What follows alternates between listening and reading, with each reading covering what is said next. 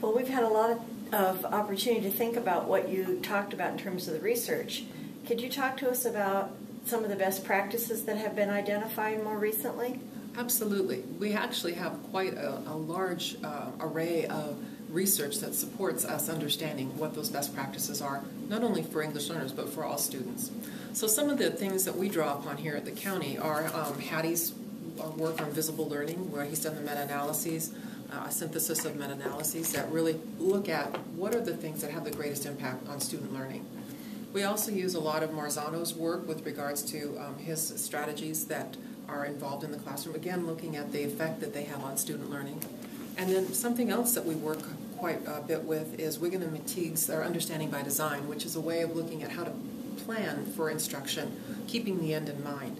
And what is really powerful about that, regardless of whatever standards you're using, especially as we're moving forward into the Common Core era next year, is that this idea of looking at a standard and deciding what evidence would you need to be able to say the students have mastered that standard, then planning backwards from that evidence, which is what they should be able to do at the end of that series of lessons, is really powerful. And when you look at all of these different components that can be involved in that teaching and that instruction, it's really very powerful.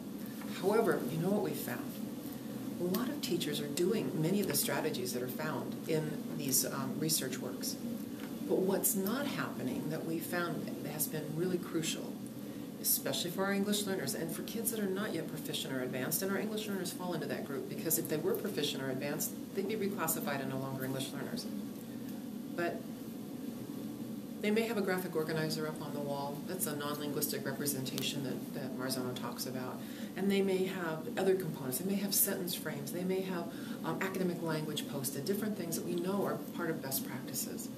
But if they're not connected to the standard, connected to the objectives, connected to each other so that they form a strong net of support for all students who are not yet proficient or advanced, often their benefit is not realized like we see here in the reports with the meta-analyses and the synthesis of the meta-analyses.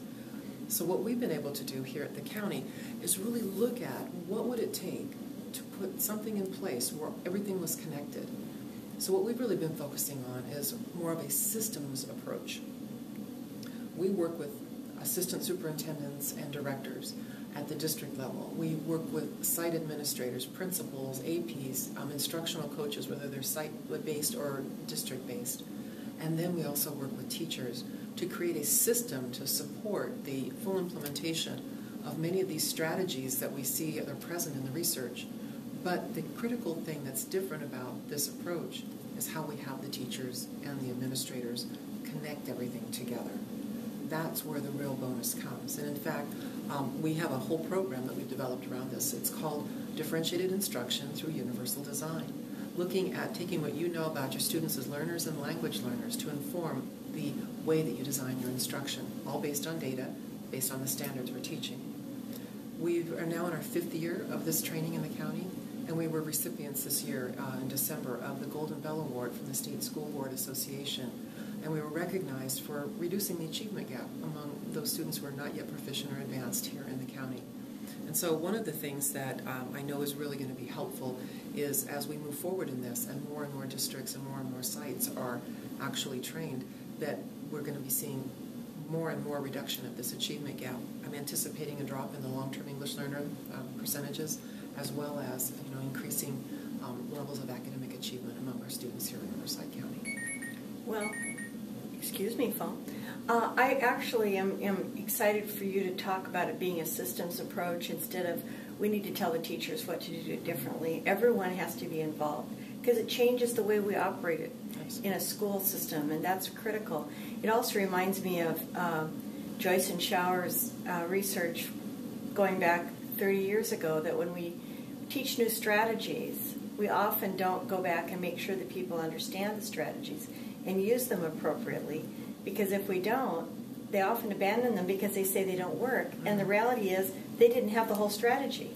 They did the part they understood, and then it wasn't successful, and then they went looking for something else. So the systems approach really helps to pull it all together. Yes. That's terrific. Well, let's hear more about that in our next video.